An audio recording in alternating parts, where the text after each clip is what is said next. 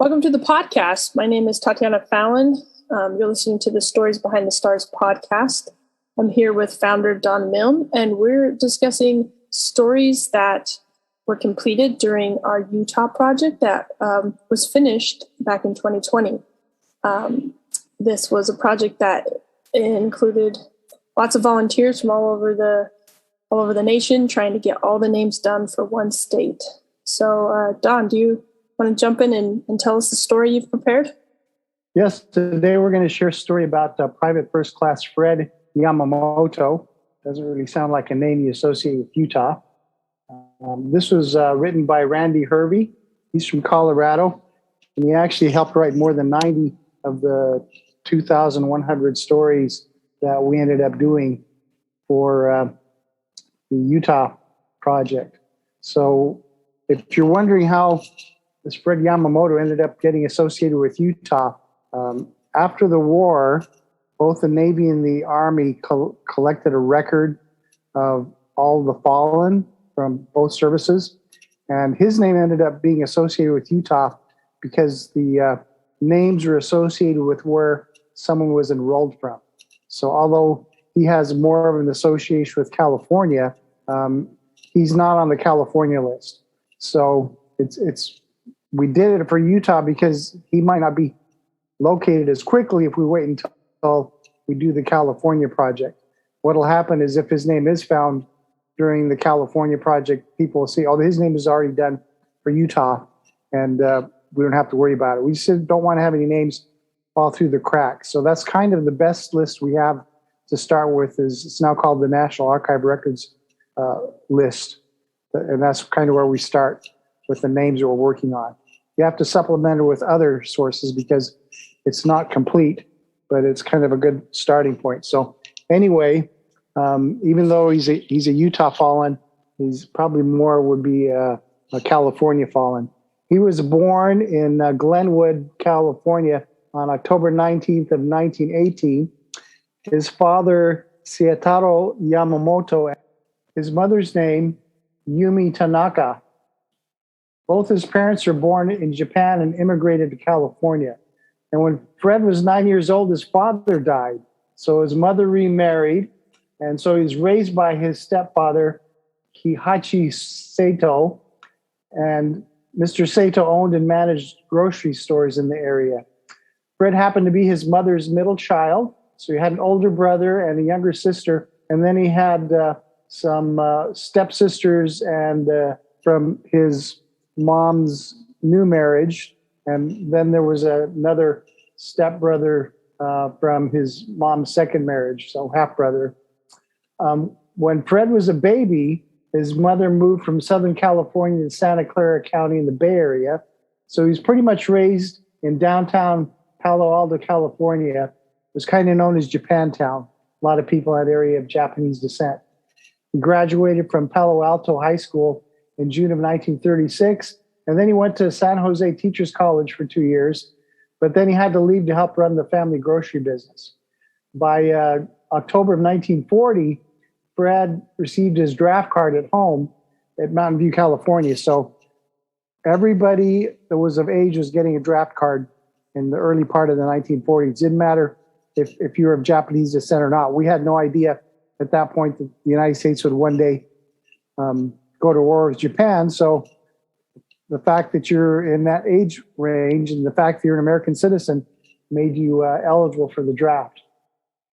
So in August of 1941, this would be before Pearl Harbor, he moved to Dos Palos in the San Joaquin Valley, and he was working at the Coda rice farm. He was loading and unloading trucks and stacking rice sacks.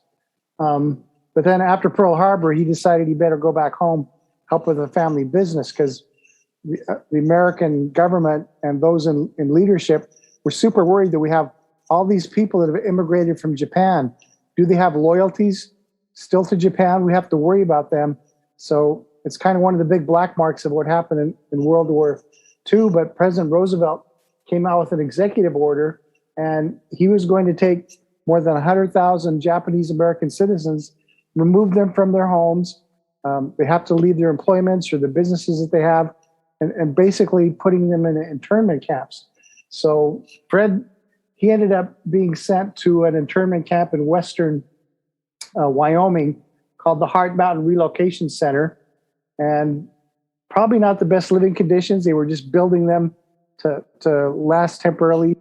And while he was there, his stepfather died on March 9th of 1943. So it's him and his mother. He didn't seem to feel, I mean, it's a bad position to be in, but he worked on the camp newsletter and he wrote stories to encourage people to remain hopeful. He wanted to bolster people's morale. He was allowed in June of 1943 to travel down to Provo, Utah, where he was able to find a job. And he enlisted in the Army a month later. Around this time of his enlistment, he wrote in his diary, "Because faith to me is a positive thing, I'm putting all my chips on the USA." So not something you might have expected from someone who's been uprooted from his home. His family's lost their employment and their house and sent to live in an internment camp in Wyoming. And yet his attitude is he's putting all his blue chips on the USA. Because he was Japanese, he ended up being assigned to the 442nd Regimental Combat Team. So those people that study World War II recognize that unit. It was composed of Japanese Americans, originally from Hawaii, but then also from the States, from California. And that unit was sent first to fight in not North Africa, but in Italy in, would have been in June of 1944. So he didn't get there with the first wave. He was a replacement, but they needed replacements all the time because the men that fought in the 442nd Regiment were always in the thick of things. They were very brave, and they had huge casualties all the time. They just weren't going to be considered in any way that they could be cowardly, and so they were always in need of replacements. So by the time he was fighting with them in Italy, they had gone to the Arno Valley, and when they'd gone over that and crossed the Arno River, he was actually wounded. Not enough to be put out of commission. He stayed with his unit, and in September, the unit was attached to the 36th Infantry Division, part of the 7th Army, and then it was sent to Marseille in southern France.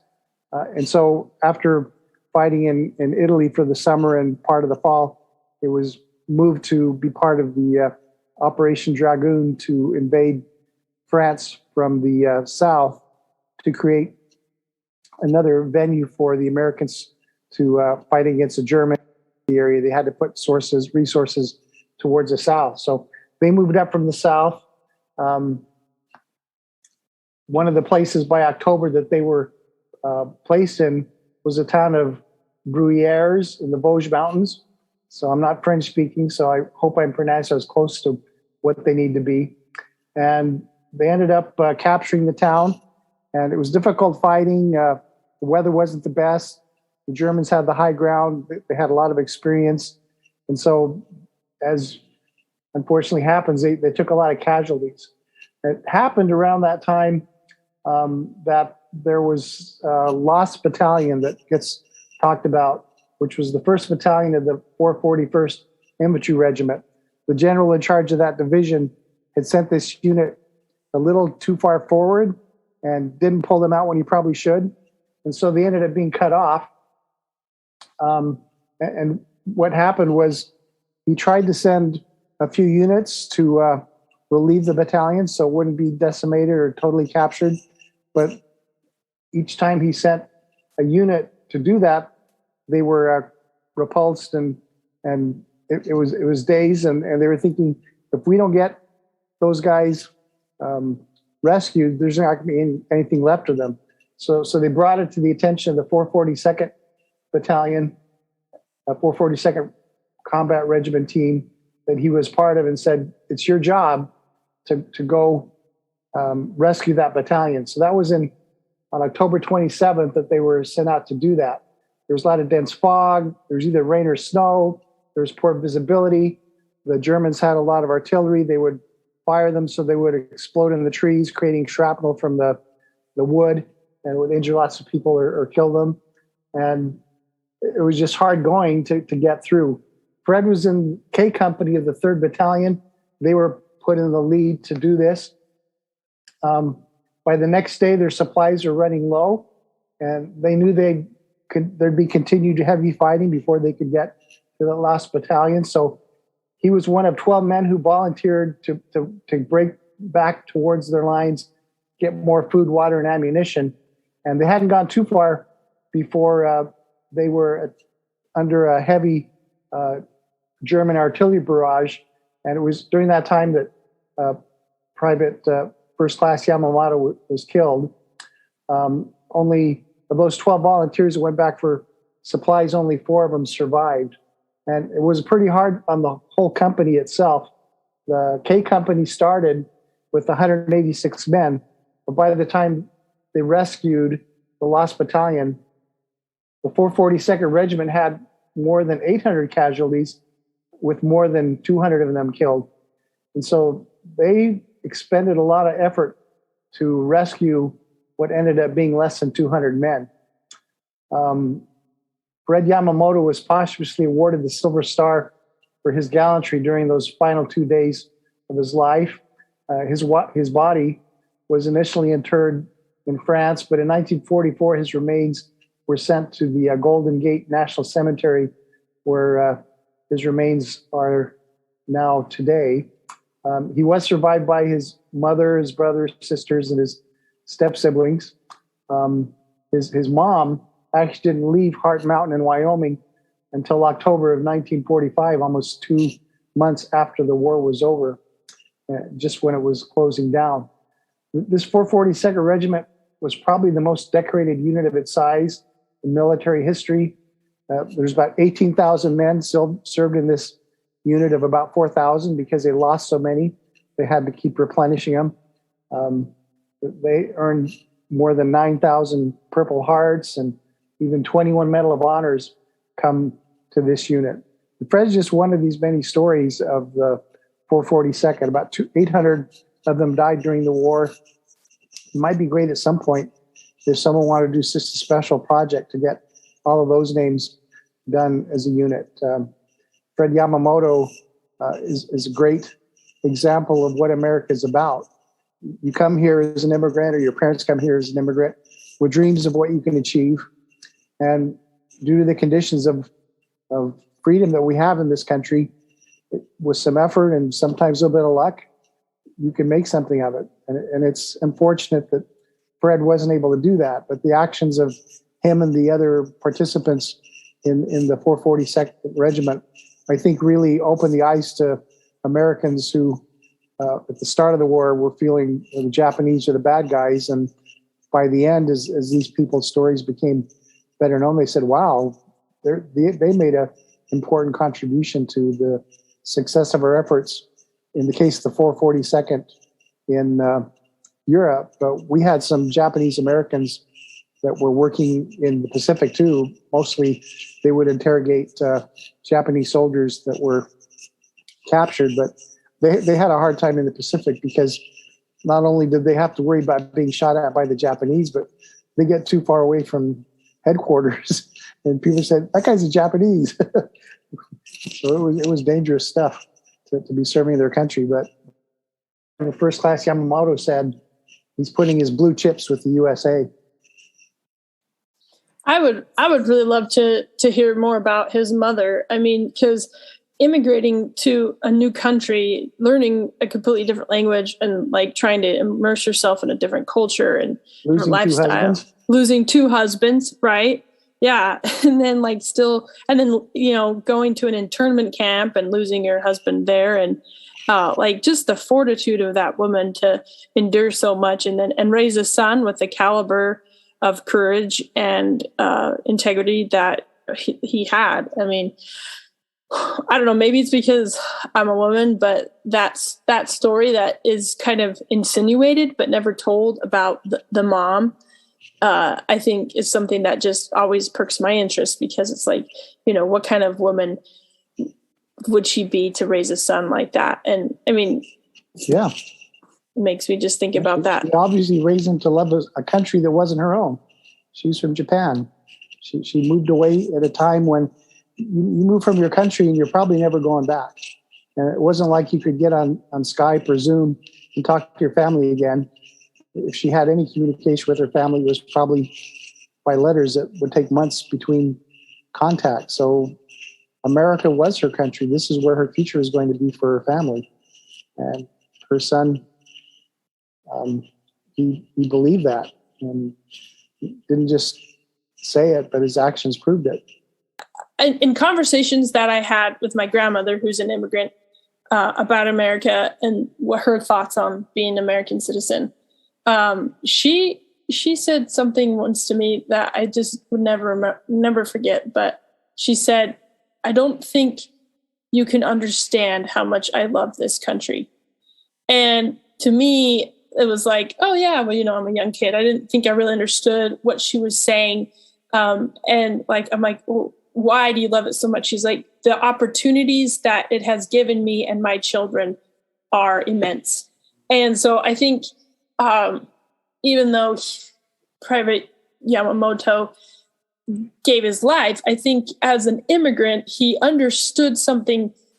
I mean, he was obviously born here, right? I can't remember. Yes. Yeah. So, I mean, he was first generation immigrant, but I think he understood something that a lot of us who have been generationally here for don't necessarily have a concept of, which is this land where opportunity exists and it's worth putting all your chips in because of what it is, that we stand for the rule of law and we stand for these things, and the free man and the individual being able to make a way for his family and make a difference. I don't know if we can really understand that, what motivated him to give up everything, like he did.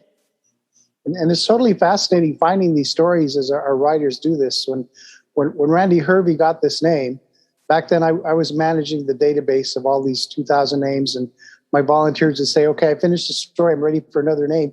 So I would just hand out names to them. I'd email them a name and the little bit of information I had about them for my database.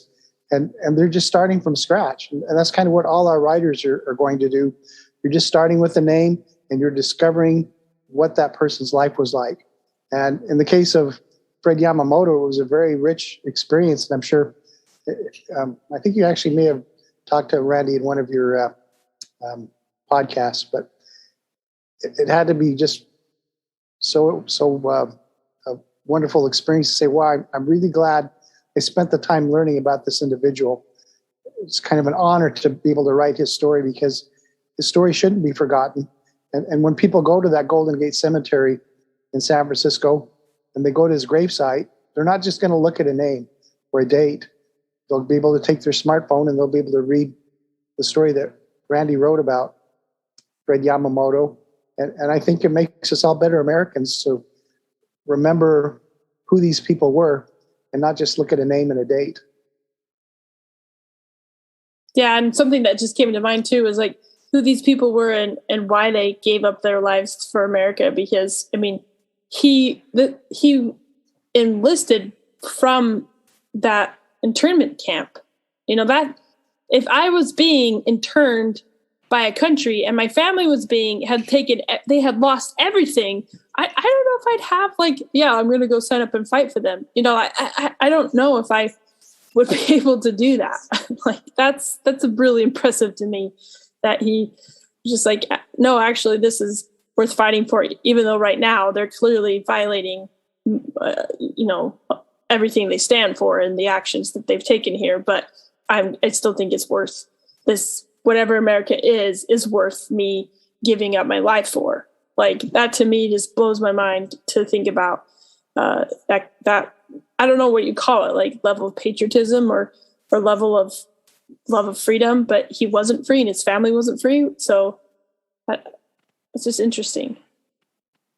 Absolutely. And I think it's a wonderful example of what American can do as an idea and a thought.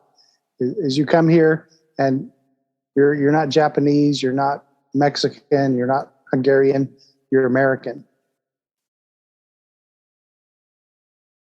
Yeah. Well, I think one of the best things that we can do as Americans in today's world is to document this history and share it. So if this is something you loved and enjoyed listening to, please share the podcast, share the project, and take the leap of faith and jump in and volunteer. You never know what amazing stories you're going to find and tell, and pay it forward by doing that research, doing that time to tell this story, so that whoever gave their life for this idea of America, their life can continue to mean something beyond their short span of however many years they were here. So thank you so much for being with us tonight on the podcast, Don, and we'll see you next time.